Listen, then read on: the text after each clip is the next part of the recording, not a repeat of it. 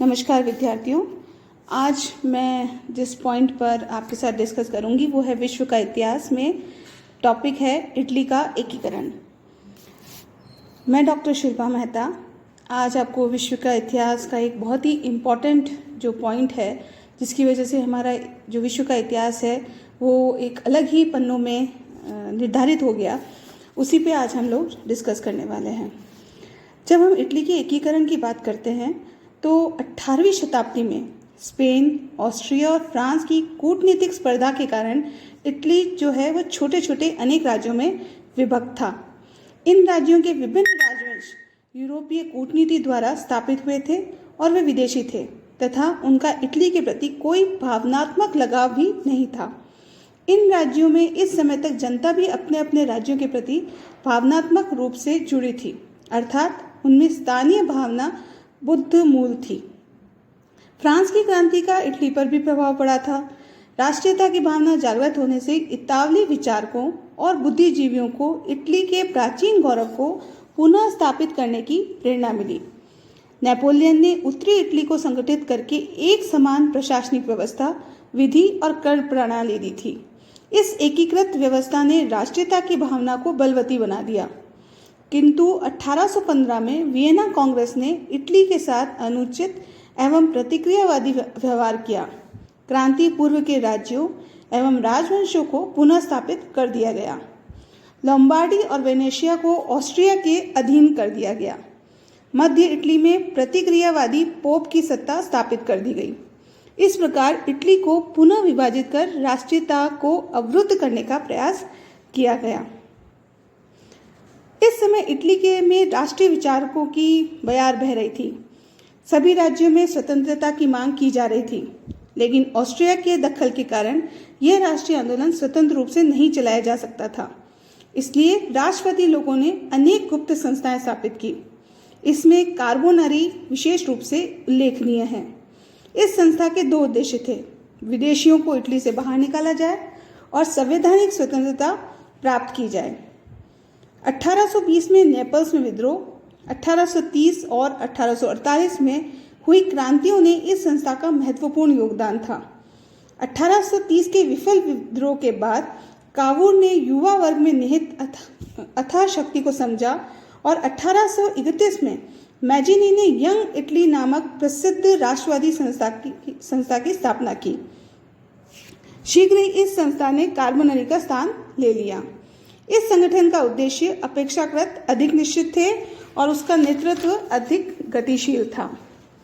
इस समय राष्ट्रीय आंदोलन की वैचारिक पृष्ठभूमि भी तैयार हो रही थी। विचारकों में गणतंत्रवादी मैजिनी प्रमुख था। इसके अलावा कार्दुस्सी, फास्कोलो, अल्फराई जैसे लेखकों ने राष्ट्रीय आंदोलन को अपनी वैचारिक शक्ति के द्वारा गहन, व्यापक और लोकप्रिय बनाया। यह वैचारिक आंदोलन इटली के इतिहास में रिसर्जिमेंटो अथवा पुनर्जीवन के नाम से जाना जाता है। इतिहासकार हैज के अनुसार रिसर्जिमेंटो इटली के पुनर्जीवन का आंदोलन था, जिसने राष्ट्र के सभी क्षेत्रों को अनुप्राणित किया था। जनता में उठते राष्ट्रीयता के उफान ने विद्रोह एवं क्रांति का मार्ग बनाया। 1820 में नेपल्स में, 1821 में पिडमॉन्ट में संविधान की मांग पर जनता का विद्रोह हुआ। 1848 में इटली के देशभक्तों ने राष्ट्रीय एकता के लिए पहला गंभीर प्रयास किया था। इटली के समस्त राज्यों के क्रांतिकारियों ने इस संघर्ष में भाग लिया, किंतु क्रांति असफल हो गई। लेकिन इस बात की आशा पूर्ण रूप से समाप्त हो गई थी कि पोप संयुक्त इटली का नेतृत्व करेंगे। फिर भी एक अन्य शक्ति सार्डिनिया इस स्थिति में आ गई थी। इटली के इतिहास में प्रथम बार सभी लोगों ने एक ही उद्देश्य के लिए आवाज उठाई और पहली बार पिडमॉन्ट वासियों ने संपूर्ण इटली की स्वतंत्रता का बीड़ा उठाया था। लेकिन इटली के एकीकरण में कुछ बाधाएं भी अभी सामने थी, जिसमें पहला था सदियों में अनेक राज्यों में विभाजित रहने से इटली के लोगों में प्रांतीयता की भावना ने जड़ें जमा ली थी। यद्यपि मैजिनी जैसे विचारक राष्ट्रीय भावना के प्रसार में जुटे थे, फिर भी अभी निम्न और गरीब वर्ग इस भावना से काफी दूर था। इटली के राज्यों के शासक विदेशी थे, जैसे कि हैब्सबर्ग, बूर्बो वंश, ये बाहर के होने के कारण इनको राष्ट्रीय आकांक्षाओं से कोई सहानुभूति नहीं थी। इसके विपरीत एकीकरण से उन्हें अपनी निरंकुश सत्ता छिन जाने का भय था। इटली के एकीकरण में पोप का राज्य भी एक बहुत बड़ी बाधा थी, क्योंकि पोप के साथ छेड़छाड़ करने का अर्थ था पूरे यूरोप की कैथोलिक जनता को नाराज कर देना। ऑस्ट्रिया इटली के एकीकरण में सबसे बड़ी बाधा था। लोम्बार्डी तथा वेनेशिया पर तो उसका सीधा शासन था ही, साथ ही कई छोटे छोटे राज्यों में उसके राजवंश के शासक के अधीन थे। इन सब से ऊपर ऑस्ट्रिया राष्ट्रीयता, उदारवाद और परिवर्तन का कट्टर शत्रु था और इटली को विभाजित रखना चाहता था। इटली के एकीकरण में जिन लोगों का सबसे बड़ा योगदान था वो है कावूर, गैरिबाल्डी और मैजिनी। 1818 की विफल क्रांति ने सार्डिनिया को एकीकरण के नेतृत्व के लिए सर्वोपयुक्त ठहराया। 1849 में विक्टर एमैनुएल द्वितीय पिडमोंट का राजा बना, जिसने न केवल 1848 के संविधान को बनाए रखा, जिसको रद्द करने के लिए ऑस्ट्रिया ने बहुत ज़्यादा दबाव बनाया था, बल्कि वह एक उदार राजा और समझदार राजनीतिज्ञ था और इटली के एकीकरण के प्रति ईमानदार था। पिडमोंट की जनता उसे ईमानदार राजा कहती थी। अपने गुणों के कारण गैरिबाल्डी जैसे गणतंत्रवादी से भी वह प्रशंसा पाता था। 1852 में कावूर का पिडमोंट और सार्डिनिया का प्रधानमंत्री बनना अपने आप में एक बहुत ही महत्वपूर्ण बदलाव था। इस प्रकार मैजिनी, जिसने यंग इटली की स्थापना की, जो वैचारिक रूप से लोगों को आगे बढ़ा रहा था, कावूर जो अपनी कूटनीति से सारी तैयारी कर रहा था, और उसे साथ मिला सार्डिनिया के राजा विक्टर एमैनुएल द्वितीय का, और गैरिबाल्डी जिसकी तलवार इस स्वतंत्रता संग्राम में सबसे प्रमुख थी।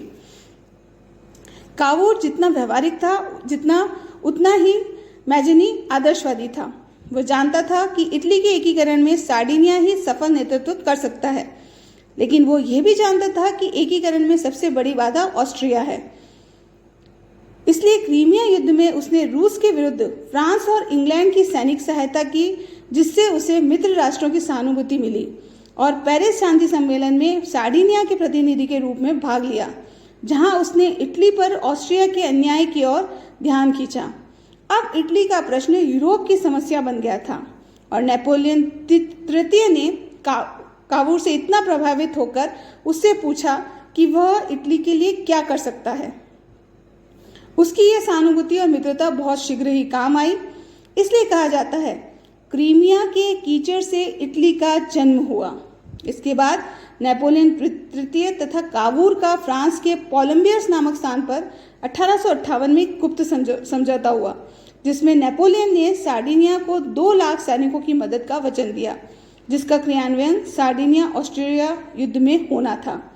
बदले में फ्रांस को नीस और सेवाएं मिलने थे, किंतु यह भी निश्चित हुआ कि ऑस्ट्रो सार्डिनिया युद्ध में ऑस्ट्रिया आक्रमणकारी लगना चाहिए। ऐसा ही हुआ। अब अप्रैल 1859 में युद्ध शुरू हुआ और शुरुआत भी ऑस्ट्रेलिया ने ही की। सार्डिनिया और फ्रांस की संयुक्त सेनाओं ने महत्वपूर्ण लड़ाइयों को जीतते हुए लंबार्डी को मुक्त करा लिया। तभी अचानक नेपोलियन विलफ्रेंका की संधि से युद्ध से अलग हो गया। इससे कावूर की एकीकरण की योजनाओं पर तुषारपात हो गया। इसे विलफ्रेंका का विश्वासघात भी कहा जाता है। इसके बाद ज्यूरिख की संधि हुई, जिसमें लोम्बार्डी सार्डिनिया को मिला, जबकि वेनेशिया ऑस्ट्रिया के नियंत्रण में ही रहा। मध्य इटली के राज्य परमा, टस्कनी और मोडेना में शासकों को पुनः स्थापित किया गया। ये शासक इस ऑस्ट्रिया सार्डिनिया युद्ध में इनको हटा दिया गया था, लेकिन इन्हें पुनः स्थापित कर दिया गया। अब हम बात करते हैं मध्य इटली की। ऑस्ट्रिया सार्डिनिया युद्ध के समय इटली में राष्ट्रीयता की भावना से ओतप्रोत था। यहाँ के राज्यों की जनता ने अपने शासकों के विरुद्ध विद्रोह करके उनको उखाड़ फेंका और स्वयं सेवकों की सेना बना दी। इन सभी राज्यों की जनता ने पिडमोंट के साथ मिलने की घोषणा कर दी और इंग्लैंड भी इन राज्यों में जनाधिकार एवं जनमत का समर्थन कर रहा था। 1860 में कावूर ने नेपोलियन को जनमत संग्रह के लिए मनाया और नीस तथा सेवाएं का लालच दिया। जनमत संग्रह के द्वारा मध्य इटली के राज्य Parma, Modena, Tuscany, Romagna, Bologna, Sardinia, Piedmont में मिल गए और नीस और सेवाएं की जनता ने फ्रांस के साथ मिलने का मत दिया, तो उन पर फ्रांस का अधिकार हो गया। इसके साथ ही उत्तर और मध्य इटली का एकीकरण पूरा हो गया। अब हम आते हैं दक्षिण इटली पर। इसमें नेपल्स, सिसिली, वेनेशिया और रोम इटली में शामिल होने शेष थे। नेपल्स और सिसिली की जनता पर ऑस्ट्रिया सार्डिनिया युद्ध तथा मध्य इटली के विद्रोह का काफी प्रभाव पड़ा। इसके अलावा कावूर के गुप्त समर्थन से नेशनल सोसाइटी भी यहाँ पर राष्ट्रीय भावना को तेजी से उभार रही थी। 1860 में सिसिली में जनता ने विद्रोह कर दिया और गैरीबाल्डी से विद्रोहियों ने प्रार्थना की कि वह इस विद्रोह का नेतृत्व करे। उसने विक्टर एमेनुएल के नाम पर विद्रोह का नेतृत्व स्वीकार कर लिया और मई 1860 में वह अपने 1000 लाल कुर्ती स्वयं सेवकों के साथ सिसिली पहुंच गया। इंग्लैंड के एक जहाजी बेड़े ने इन स्वयं सेवकों को सिसिली पहुंचने में मदद की। गैरीबाल्डी ने बाद में सिसिली पर अधिकार कर लिया। इससे प्रोत्साहित होकर नेपल्स की जनता ने विद्रोह कर दिया और गैरीबाल्डी को नेतृत्व के लिए आमंत्रित किया। अगस्त 1860 में नेपल्स में भी गैरीबाल्डी ने हस्तक्षेप किया। फ्रांस ने गैरीबाल्डी को रोकने के लिए नाविक हस्तक्षेप का प्रस्ताव किया, लेकिन इंग्लैंड ने इसको अस्वीकार कर दिया। इस प्रकार नेपल्स पर भी गैरीबाल्डी का अधिकार हो गया। इन विजयों के बाद गैरीबाल्डी पोप के राज्य पर अधिकार करना चाहता था, लेकिन अब कावूर को लगा कि पोप के राज्य पर आक्रमण से फ्रांस नाराज हो सकता है। दक्षिण इटली में गैरीबाल्डी कहीं गणतंत्र की स्थापना नहीं करते, इसलिए कावूर ने नेपोलियन को विश्वास में लेकर पोप के राज्य पर अधिकार कर लिया। अब दोनों सिसिली व पोप से जीते गए प्रदेश में जनमत संग्रह कराया गया, जिन्होंने उत्तरी इटली में मिलने का निर्णय किया। इस प्रकार वेनेशिया और रोम को छोड़कर संपूर्ण इटली का एकीकरण हो गया। फरवरी 1861 में सार्डिनिया की राजधानी तुरीन में इटली के राज्य की तथा विक्टर एमेनुएल को इस नवगठित राष्ट्र का सम्राट घोषित किया गया। 1866 में ऑस्ट्रो प्रशा युद्ध में इटली की सेना ने प्रशा का साथ दिया। प्रशा इटली का पड़ोसी देश था और बाद में जब वो इस युद्ध में जीत गए तो ऑस्ट्रिया से इटली को वेनेशिया प्राप्त हो गया। 1870 में जब फ्रांस और प्रशा युद्ध हुआ तो नेपोलियन ने अपनी सेनाओं को रोम से बुला लिया। तब इटली की सेना ने रोम पर अधिकार कर लिया।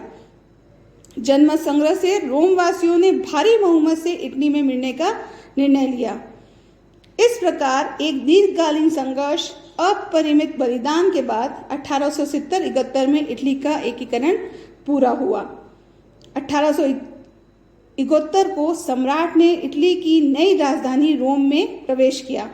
अब इटली एक भौगोलिक अभिव्यक्ति मात्र नहीं था, वरन यथार्थ के धरातल पर सशक्त संप्रभु राष्ट्र था।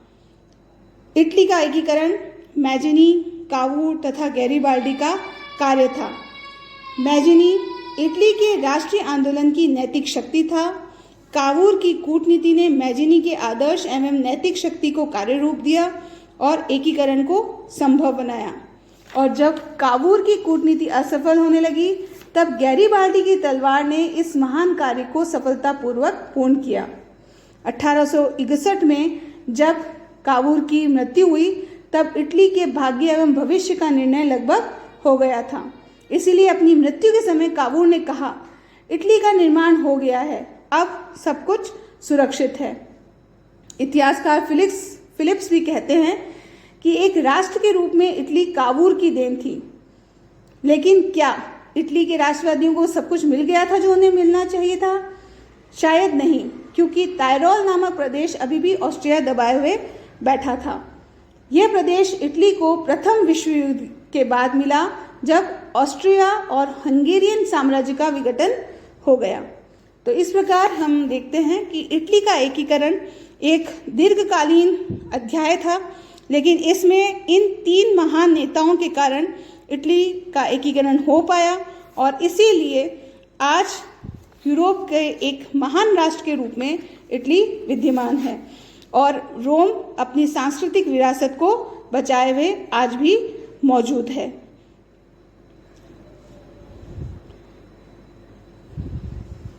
धन्यवाद।